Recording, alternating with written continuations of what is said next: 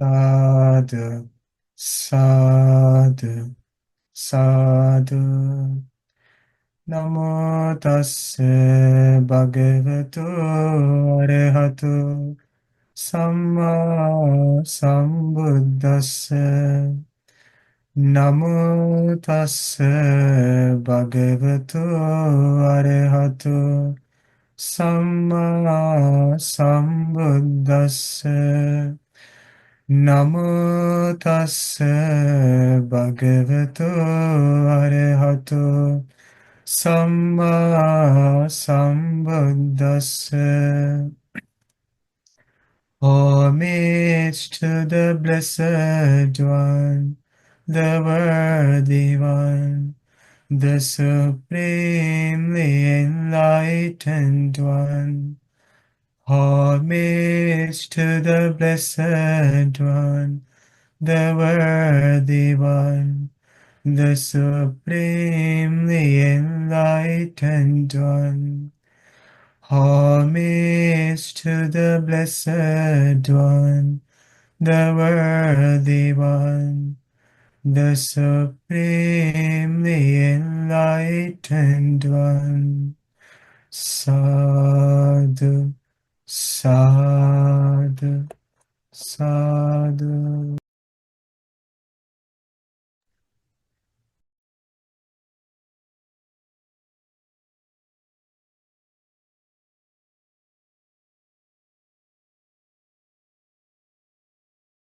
So, this is our today's topic. Every one of my friends will love this topic, how to control thoughts according to the Buddhist teachings. Okay. So now we have some of our knowledge relating to this topic that we learned in our previous sessions. So I'll try my best to explain as more as I can while we are navigating through the discussion. So let's move on. So I have selected few of the suttas to speak about this topic. So first I will share this Mano Nivarana Sutta. One day a person came to the Buddha and he said this. So I'll share first the Pali terms. This person said, Yato yato mano nivaraye na dukkha meti nam tato tato. Sa sabbato mano nivaraye sa sabbato dukkha pamuchatiti. What did he say? So the translation. Now this person said to the Buddha, whatever you have shielded the mind from can cause you suffering. So you should shield the mind from everything, then you are freed from all suffering. Okay? What do you think, friends? So he said, whatever you have shielded the mind from can't cause you suffering. Now the shielding means like, when it comes to the protection, we say like we are shielding us. Even in a time when there are like wars. So sometimes in the past, it said that they are carrying the shield so that they can avoid the arrows.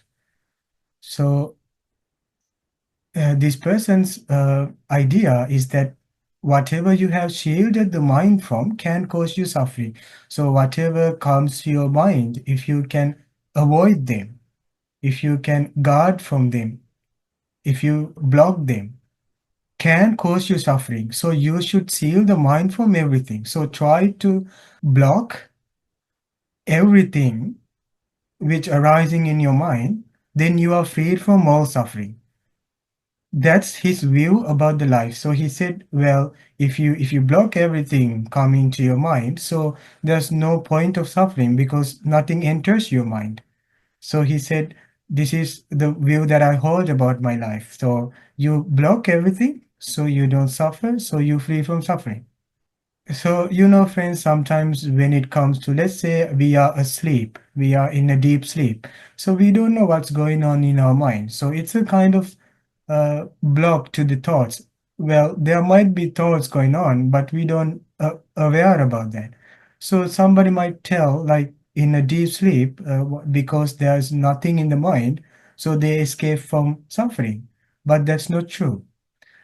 Sometimes people choose, like, to be intoxicated so that they don't know, they don't have conscious about what's going on in their mind because of the drunken state. So it can also be such a like blocking for the thoughts. Somebody experience such a mental state, or maybe in a person like maybe in a deep coma.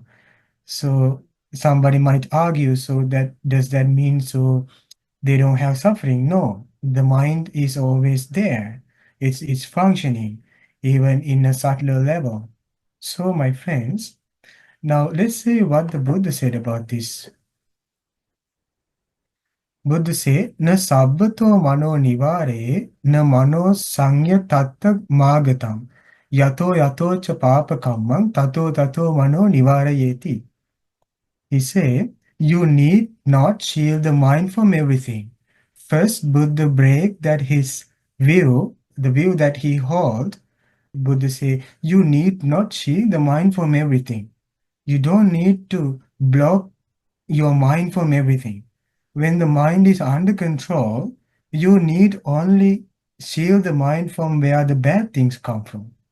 So whenever the bad things entering your mind, you should block those things. You should shield from those things, but you keep the good things. You keep the skillful things in your mind, but you prevent entering the unskillful things. But if somebody were to tell you block everything, so you don't have the opportunity to cultivate the skillful things in your mind so that live happily here and now. So now the Buddha say you need not shield the mind from everything. When the mind is under control, you need only shield the mind from where the bad things come. Now, I think you remember about in our previous sessions, we learned that mindfulness is like something like a guard that protects us. In front of the bank, there is a security personnel like standing in front of the bank so that they make sure the bank is protected. So usually these men like standing and staring at the people who are entering and leaving, so they have such a watchfulness to the people who are entering and leaving from the bank. So in the same way, the mindfulness acts like such a security guard. So it protects us. Let's say by developing mindfulness, we learn that to be able to develop mindfulness, we need to give up the hindrances, so gradually we keep focusing our attention on our uh, body, like our breathing or our movements or something, so that it's a obvious object that we can continuously keep on establishing our mindfulness, so that as a result our mind will be so much clear and we will be so much precise with the things that we are doing. So we see what's entering and what's leaving from our mind. So we get this clarity as long as we have these four establishments of mindfulness. So that will open up your possibility to see what's entering and what's leaving. So that is called the mind which is under control. So you know what's entering and what's leaving. And you keep all the skillful things and you block for all the unskillful things. Okay, so the mindfulness can keep you safe and confirm what should stay and what should leave. So the mindfulness, according to the Buddhism, the Buddhist mindfulness is mostly goes with the comprehension. It's not just attention. There is some kind of a knowledge involved to the attention. So it's a combination of the ability to be a focus into a particular object and the same time getting some knowledge, evaluate some knowledge over that object. That's the function of the mindfulness.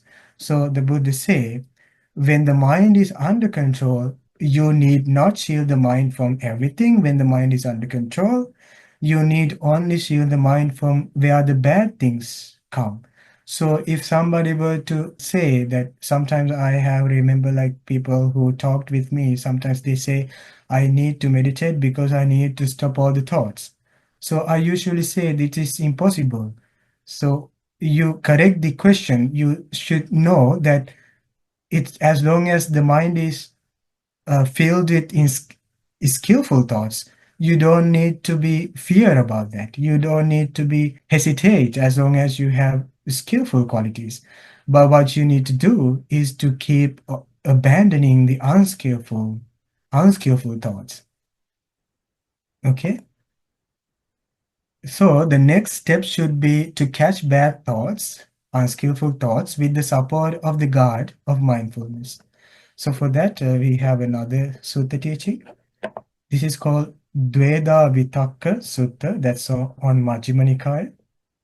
Now, Buddha say about his life after he abandoned his palace, he went to seeking for a true happiness.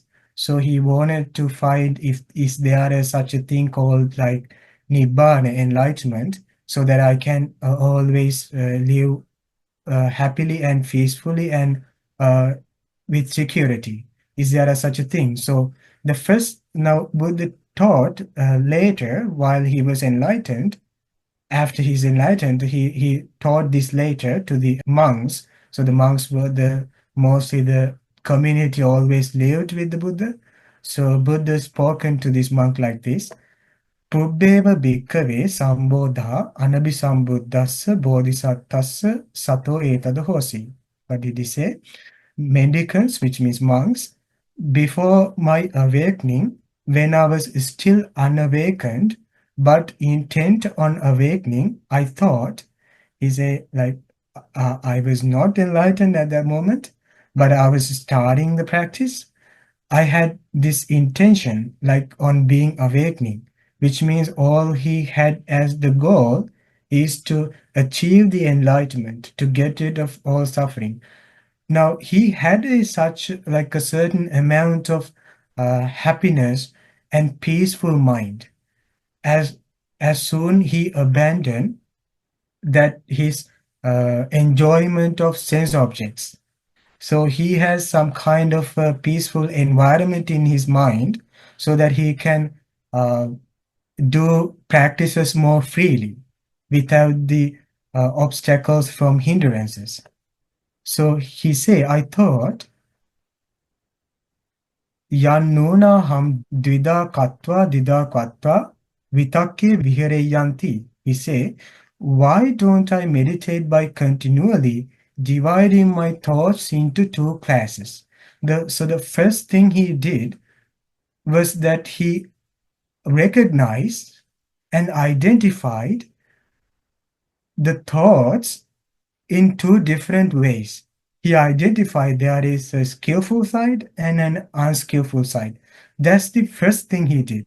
That's the, even for us, that should be the um, first practice we should choose to do, because without being recognized the thought, we cannot serve the thought, we cannot do any uh, practice with it as long as we don't recognize it. So the first thing he did was that he identified there is a skillful side and an unskillful side. So he said, this is how I did. Why don't I meditate by continually dividing my thoughts into two classes? He divided this. This is one class. This is the other class. Let's say what are these?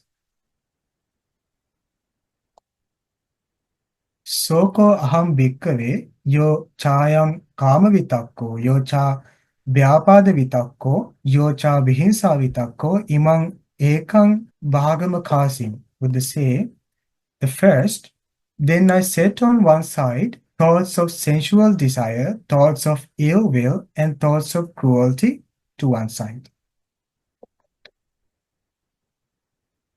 And I set on the other side thoughts of renunciation, thoughts of non-ill will, and thoughts of non-cruelty to the other side. So what was the first side? These are the two classes. First class was that he identified this is thought connected with the sense desire. This is a thought connected with the ill will.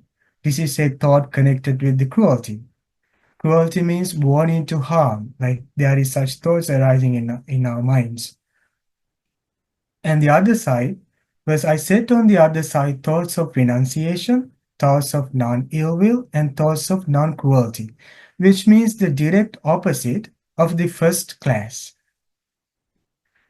Sense desire. So we learned about this in our previous sessions. This is like wanting to, uh, like there is a desire in us, like a thirst that always goes on, like a block cover mindfulness, and keep bringing us wanting to like to enjoy the object of the senses, and it's a kind of like uh, uninsatiable thing. Like it's always going on, no matter which, like whatever the moment in our life, like we always experience this ongoing like craving for the sensory experience. But it's a understood concept in Buddhism that a sense object has a less gratification while it has a uh, more pain. So that's the sense desire. But there is some set of thoughts that is going on in our mind. These are the thoughts of sensual desire. And the next is the thoughts of ill will. As long as we don't receive our expected happiness, we repel from that. So that is called thoughts of ill will. So the wanting to like get rid of a particular experience is ill will, and the thoughts of cruelty, which means wanting to harm. So the other side was the quite opposite, like when it comes to renunciation. So this might be a strange and a new term for you. So the renunciation means, my friends, it is the opposite of the sense desire, which means the opposite of the craving. Let's say that we have a kind of a feeling that I need to meditate. We might have a kind of a feeling like I should be content. It might be a thought like I should give and share, or I should observe my training rules, and I should develop mindfulness. These are sided with the thoughts of renunciation, and the thoughts of non-ill will, which means clearly is loving kindness, and thoughts of non-cruelty means the compassion. So the first thing when Buddha came to meditate, first thing he did was, why don't I meditate by continually dividing my thoughts into two classes? And next, what he did was that he set aside, oh, this is a thought of sense desire. This is wanting to see a sight. This is wanting to listen to a kind of a music or kind of a song. So we need such a, like, this is not a worldly happiness denying concept, but when we are going to train the mind, we need to do this dedication. It might be for a few minutes, it might be during the retreat, but one need to uh, abandon that thought to develop mindfulness. Why? Because compared to the stillness, so the stillness has much more enjoyment than the pleasure of the sense objects like sight, sound, smell, taste, touch.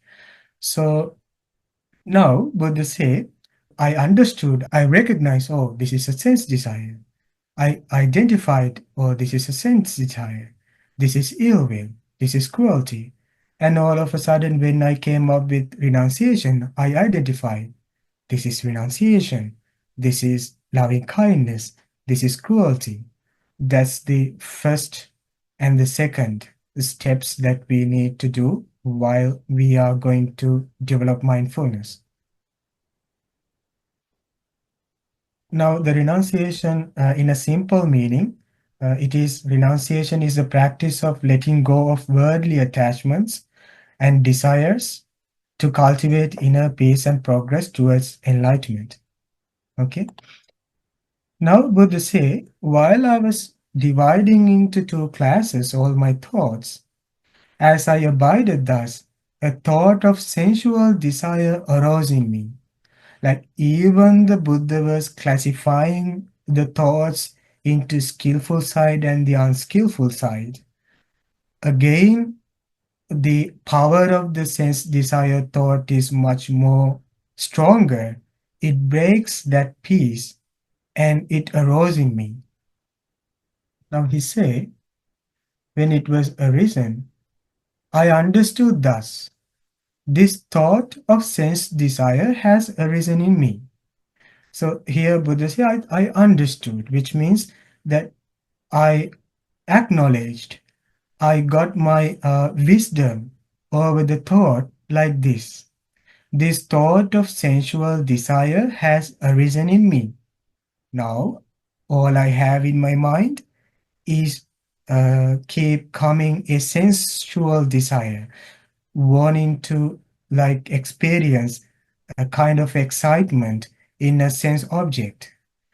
This leads to my own affliction. Affliction means bodily and mental pain. This leads to my own affliction, to the affliction of others, and to the affliction of both. It obstructs wisdom, causes difficulties, and leads away from Nibbana. So it is like this, like when the mind is not well tamed, and if it is not well trained, the mind is kind of like dangerous. So it can spontaneously, it can brings us so many thoughts.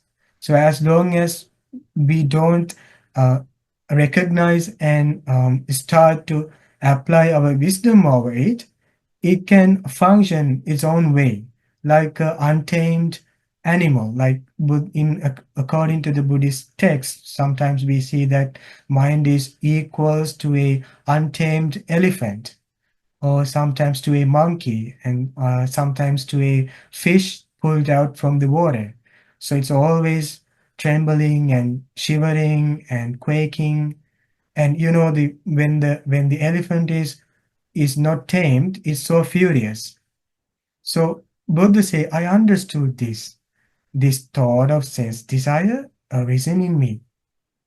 This leads to my own affliction, to the affliction of others, and to the affliction of both. Why the sense desire thought leads to affliction? Is because as soon as such a thought arisen in us, as long as we are not aware of that, so it can uh, take its power and occupy all over our mind, and we might speak the unskillful things to with others, so it can bring others pain, and maybe later we will regret on that. So that is why it said that it leads to affliction, and most importantly it leads away from nibbana. So this is how he understood about his thought of sense desire. Now this is amazing, like Buddha say, when I considered this leads to my own affliction, it subsided in me. When I considered this leads to others' affliction, it subsided in me. When I considered this leads to the affliction of both, it subsided in me. So it went away, Buddha say. When I considered this obstructs wisdom, causes difficulties, and leads away from Nibbana, it subsided in me. Whenever a thought of sense desire arose in me, I abandoned it, removed it, and did away with it. How? By understanding the nature of the sense desire, the thought of the sense desire. He understood this brings my affliction, this brings affliction to everyone. So this cause difficulties and it will stop me achieving the nibbana, enlightenment. So while, like, you know, when the mind doesn't have a aim, a goal, it's more likely to wander. Just as a boat in the ocean without a power, so it can float everywhere. So, but when we get this idea, I need to attain the nibbana, so the mind, we can train the mind to that goal. As long as there is no goal, the nature of the mind is wandering, is always keep wandering. Now, he understood that and that subsided in him. Like, why did, like, let's say we need to do this, but what we need Mostly the people, like the friends, would say that we need effort, we need energy. But why did Buddha explain this? Well, I was attaining enlightenment, I did this, I did that, and I recognized and I separated into two classes, and then I put the attention to the unskillful side, and I deal with that thought and thought about the drawback of the thought, and then I tried to abandon it, so I succeeded with that. Why did he wanted to explain such a story? Is because the most important thing to control thoughts and abandon unskillful things is by establishing faith, establishing confidence and trust on the Buddha and the Dhamma and the Sangha. So that's what is most important. Why? Because that is where the mind will start to uh, tame, will start to listen, will start to obey the teachings. That's why he explained, this is how I did that. So you might think like, well, just simply thinking this leads to my own affliction, will that really gonna subside? Yes, but it depends with the strength of the thought. So if it is not going away from your mind, you need to continuously keep doing the same practice. That's why you need the support from the faith. So you give up the doubt. So mostly the people, what the people have is the doubt. So, but most important thing is the faith, the opposite, the faith. So one put the faith and start to uh, think wisely according to the just the way the Buddha did, and then it will definitely gonna subside. So that's why he say, when I considered this, I abandoned, I removed, I did away with it. I remember in another teaching, Buddha say, monks, if this doesn't work, I don't say that you should abandon unskillful things. It is possible that you can abandon unskillful things. That's why I'm saying that you should abandon unskillful things. Monks, if you can't develop skillful things, I don't say to you that you should develop skillful things because it's possible. I say that you should develop skillful things, which means that he is fixing the faith, the trust, and confidence on the Buddha, Dharma, and the Sangha. Because whatever a bhikkhu frequently thinks and ponders upon, that will become the inclination of his mind. Now he say this is what he understood. Whatever a practitioner frequently thinks and ponders upon, that will become the inclination of his mind. Let's say if we think about always about the pizza, so all the thoughts will follows us about the pizza. We will start to see everything as pizza because that it follows us. When a person thinks mostly about something, let's say somebody is thinking about a bad memory in the past, so when we start to think that, so it will tangle us and keeps bringing us so many sadful memories from the past.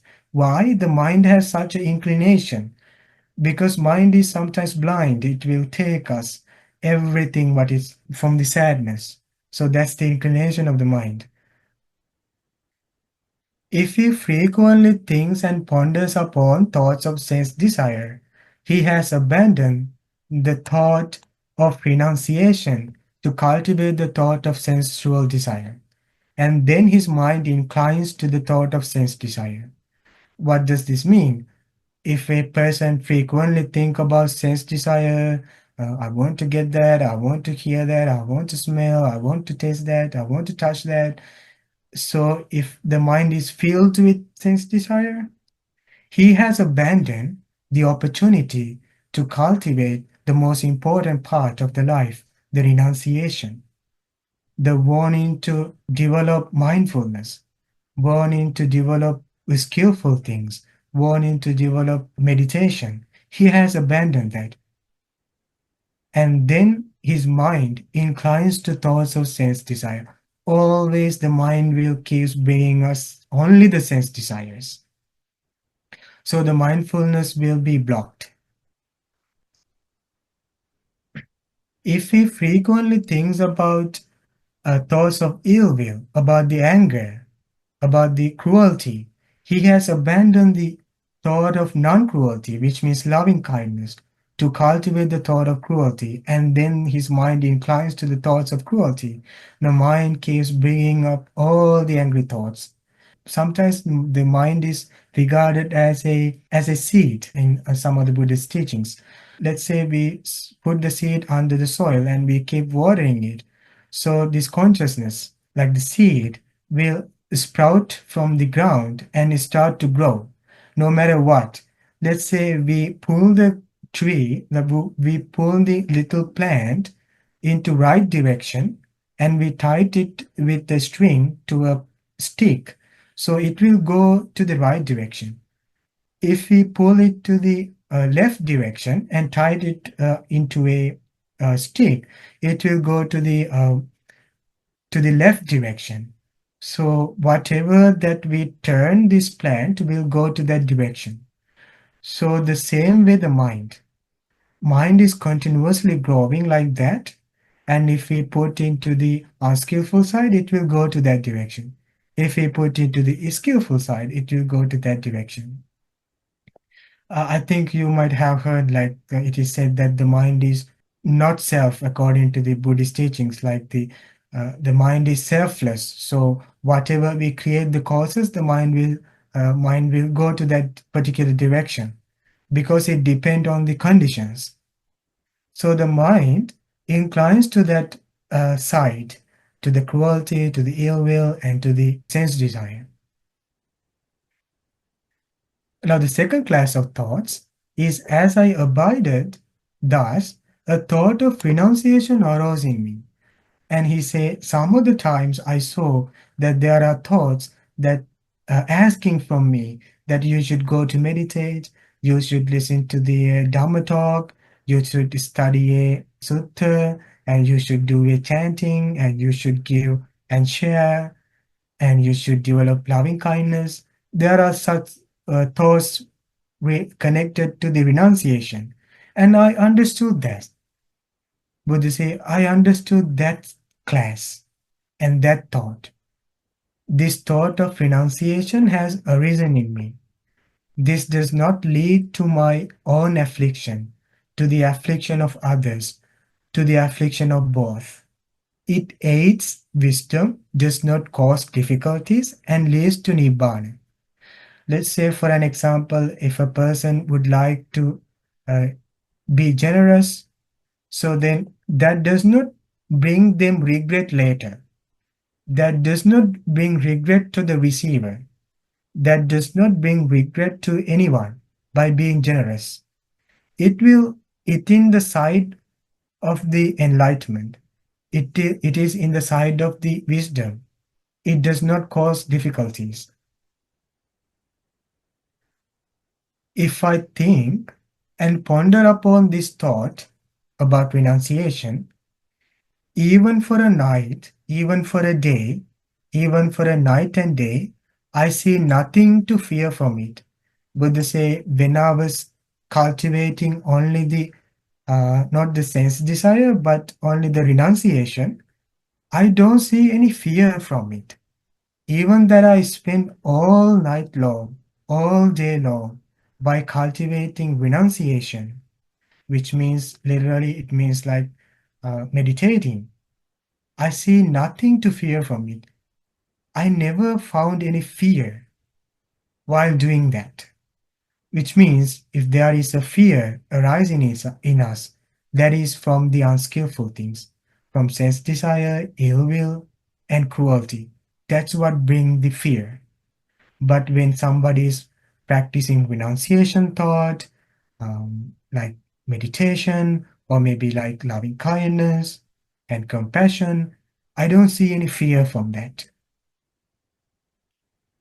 As I abided, a thought of non ill will arose in me, a thought of non cruelty arose in me. I understood thus. This thought of non cruelty has arisen in me. This does not lead to my own affliction, to the other's affliction, to the affliction of both. It aids wisdom, does not cause difficulties, and leads to Nibbana. This is the mental training. This is how we can control the thoughts. First, we recognize the thought and put it into the two classes, and we serve the unskillful side by knowing its nature that this is affliction, and we turn to the skillful side and we look at that thought, and we know that this is leads to not to affliction but for the enjoyment and the happiness, and we serve that unskillful thought that way. And when we do that, so we are reducing the power of the unskillful thoughts and we are increasing the power of the skillful thoughts. All we need is the mindfulness, like our clarity, and also our knowledge, our wisdom, our understanding, our comprehension over the thoughts. So yeah, that's all about this controlling of the thought. If I think and ponder upon this thought even for a night, even for a day, even for a night and day, I see nothing to fear from it. I don't see any fear by cultivating those beautiful thoughts. Because, monks, whatever a bhikkhu frequently thinks and ponders upon, that will become the inclination of his mind. If he frequently thinks and ponders upon the thoughts of renunciation, he has abandoned the thought of sense desire to cultivate the thought of renunciation. And then his mind inclines to thoughts of renunciation.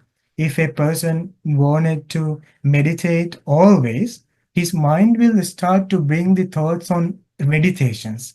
It will keep on telling you when you meditate next, when you listen to a Dharma talk next, when you will be generous next. So these thoughts, these beautiful thoughts will arise in you, and it will invade all your mind, and it doesn't bring your fear. It will bring you so much joy in your mind. And it's a right joy, like a joy with earnestness, a kind of a honest happiness arising in you because of the support of renunciation. Now, there is also another beautiful idea here. Like, I'll say it again. If he frequently thinks and ponders upon thoughts of renunciation, he has abandoned the thought of sensual desire to cultivate the thought of renunciation. And then his mind inclines to the thoughts of renunciation, which means in a moment, even it is difficult, try to meditate and try to generate and cultivate skillful thoughts, and he's uh, filling up, he's replacing the thought of sense desire, and he's closing that. He's closing the opportunity to arise sense desire by the support of renunciation thought. It's why? Because the mind only can act with a single thought at a once. It only depend in a single thought at once. When you have loving kindness, you close the anger, you close the cruelty. When you have renunciation, you close the sense desire. It's like a coin. You just flip the coin and you don't see the other side. You only see the front side. You only see the renunciation, you don't see the sense desire. It's so soothing, it's so protecting, and it's so securing you. So now the last sutta, Vitakka Santana Sutta. This is among one of the popular sutta. Please, my friends, if you can see this later, or if you can write it, so write the name of the sutta and try to write especially the number, so you can read it later. This is one of my popular sutta. This is talk about the same strategy, but in a different context. Let's see that. Mendicants, when unskillful thoughts coming up, you should examine the drawback of those thoughts. Now, when we talked about in our last sutta that when somebody think this is leads to my affliction, to the affliction of others, uh, he's seeing the drawback of the thought, not the enjoyment. He's trying to see the drawback. Well, that thought might brings you excitement, but in the long run, it might have a kind of a drawback. So Buddha say, when the unskillful thought is coming up to your mind, you try to see the drawback. So these thoughts are unskillful, they are blameworthy, and they result in suffering. This is another way of like explaining the same drawback. As they do so, those bad thoughts are given up and come to an end. Their mind becomes stilled and internally. Now, this is very straightforward. Buddha say, this is what happens. So what we need is the trust and the faith. He say, your mind will be still. Your unskillful thoughts will be given up. There's a very beautiful simile for that, how this functions. Suppose there was a woman or a man who was young and youthful and fond of adornments. There is a boy or a girl who is like fond in their youth. They are very fond of like decorating themselves, like being so much like decorated. So they fond of adornments. If the carcass of a snake or a dog or a human were hung around their neck, they would be horrified, repelled, and disgusted. So, the same way, the same attitude one would get when such an unskillful thought is arising in them. Why? Because they see the safety and the fearlessness and the enjoyment of the skillful thing. Let's say this resonate so much with the thought of like anger. So we know that we don't need anger when I'm asking from my friends. I remember one day I asked from my friends in a day-long meditation retreat, do you like anger? Do you want anger? So they agreed, we don't need anger. I don't like anger.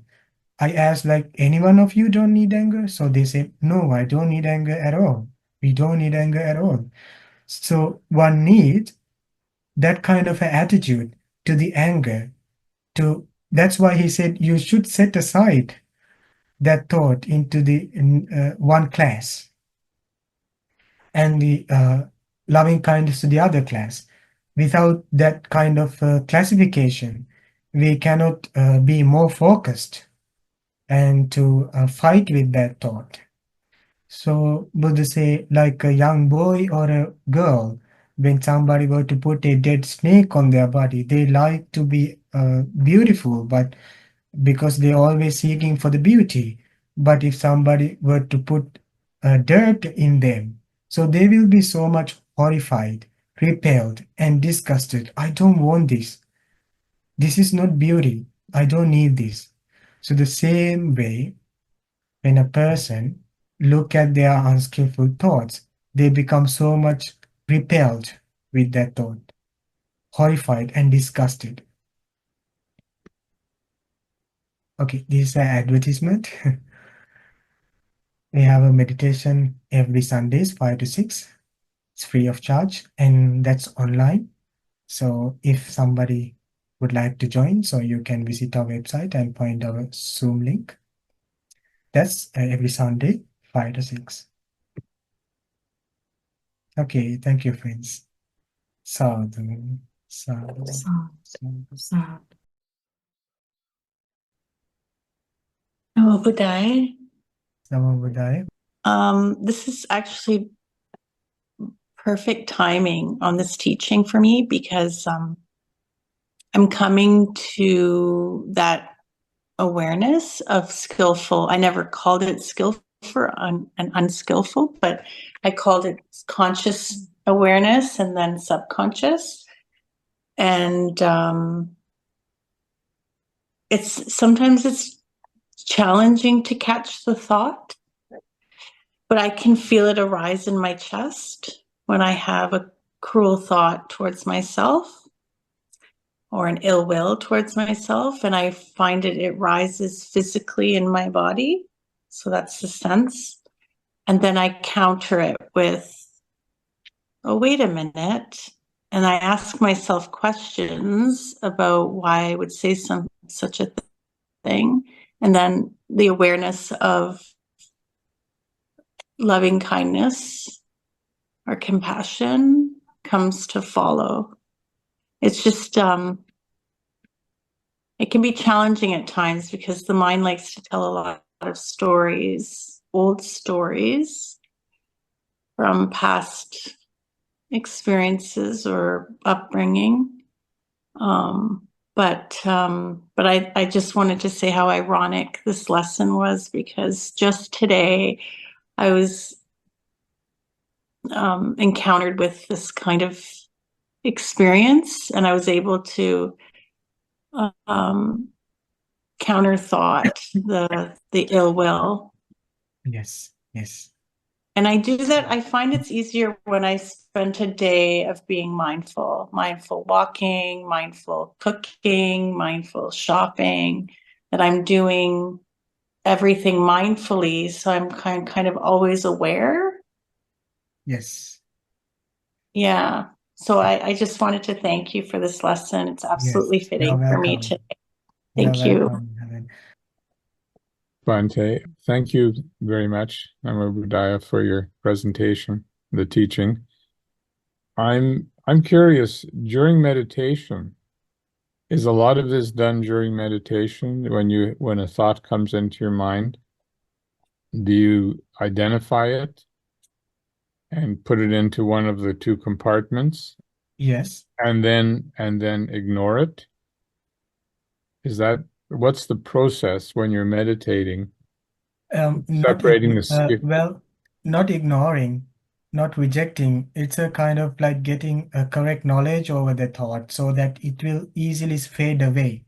So it will like slowly, it's not all of a sudden, it will gradually like fade away from your mind Mm-hmm. so that you can easily meditate. But it said that we need this kind of this knowledge that this leads to affliction for me and for the others. Well, this doesn't mean like you might be empty with the thoughts. Mm-hmm. Yeah, that's what the teaching said. Like you get the correct knowledge so that you have more power over it. So yes, it's more like detachment, but it's not. Detachment doesn't mean like you are running away from the experience, but detachment is you're detached. So it's another step in the process. So when a thought comes in while you're meditating, and a Yes. thought comes into your mind, you identify it, you understand what it's about, and then you put it in that compartment and you start focusing again on your breathing. Uh, yes. Actually, we have kind of like in the first place, we have the knowledge that whether it's bringing us happiness or sadness. Like when a sense desire arises in us, we feel that. Mm-hmm. When anger arises in us, we feel that in the first place. Well, I think for this kind of awareness, there should be some foundational like mindfulness from the virtue, from the sila. So yeah, one need, well, when the Buddha came to the, um, to the secluded life, that's why he wanted to go to a secluded life to investigate about the thoughts, because in the midst of the sense desire, it can be more challenging.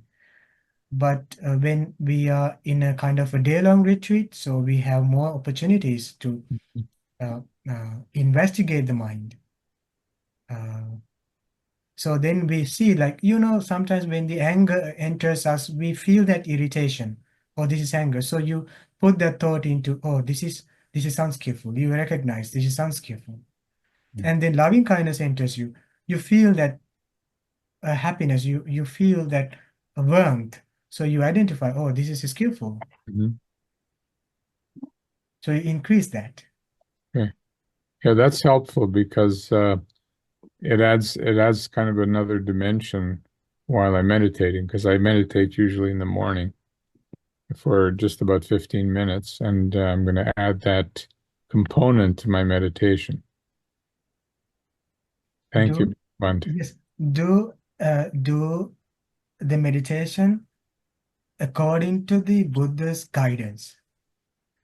Just stick into that guidelines. Just do this the direct like exact way the Buddha said. Because when you do that, it's less, there is less opportunities to the doubt, and there's less opportunities to the like distractions. If you do it correctly, so you'll get the goal, you'll get the result. Mhm. It's not depend on the teacher as like a monk like me. Like I'm not telling you like you do this, do that, but I'm showing you the teaching. So Right. you follow that without doubt. You start to practice just the same way according to the teaching. Mhm. Yeah, it should work. I understand. Yeah, thank you. Yes, yes, Thank you, Bante. yes. Uh, one of my friend asked, is it that you don't think unskillful thoughts, or you don't let unskillful thoughts to stay in your mind?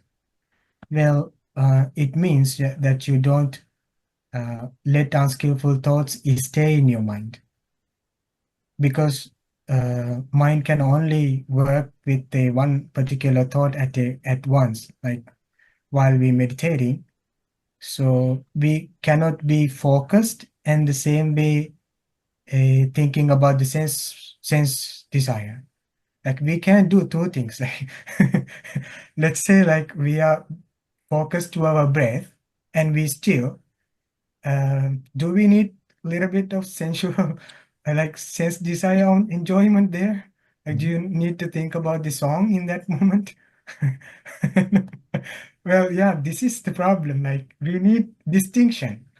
We need one thing at once, not two things at once. It's not like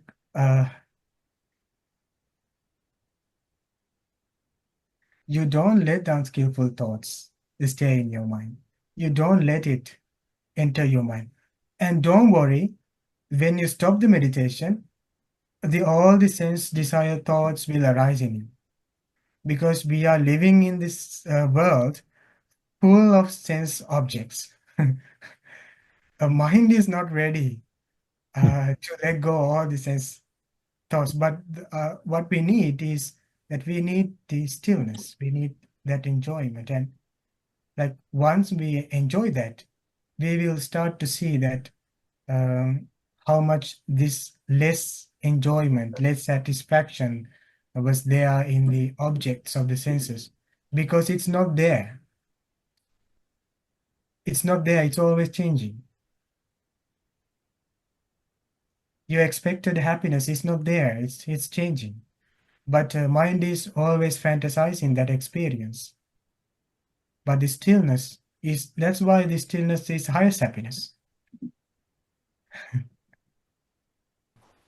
I just had a question is like, what if during meditation you kind of follow like a thought and it kind of, I know like we're instructed that you kind of observe the thought, but what if it doesn't go away? You kind of, you get hooked on it and then that's it. Although you are hooked on it, but there is no way to, there's no way like to get rid of it, I guess, or Yeah, instantly. How does that work? yeah, that work.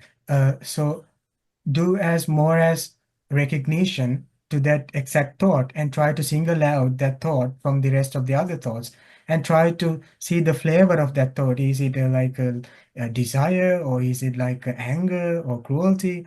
And try to apply your knowledge that this is lead to my affliction, this blocking my mindfulness. And if I let unattended to this thought, it will lead to others' afflictions, other suffering. So you feed that your mind, you feed that knowledge. This is not good for me, and it's not good for others. It brings me suffering.